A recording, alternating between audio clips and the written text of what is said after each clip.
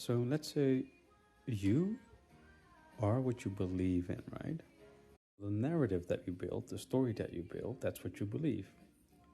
And others want us to believe that the narrative that we hear about is something that we have to believe. But if we then can choose what narrative we want to play in, why we want to play someone else's narrative that is toxic, that is negative. And this is when we come back to the narcissist. The narcissist, the bully, wants you to go into their narrative because that's where they have control. That's where they have your, how you say this, influences, because you're emotionally invested in their narrative.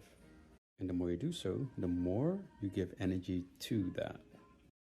So isn't it time to choose a different narrative, a one that is actually helping humankind to evolve, to develop, to get better, instead of this weird narrative where there's a bunch of people wanting us to be in their script, and it's very toxic, it's very negative, it's very in separation, and there's no peace, there's no unity, there's no unconditional love.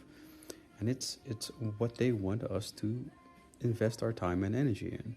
Believe in our narrative, play in our script.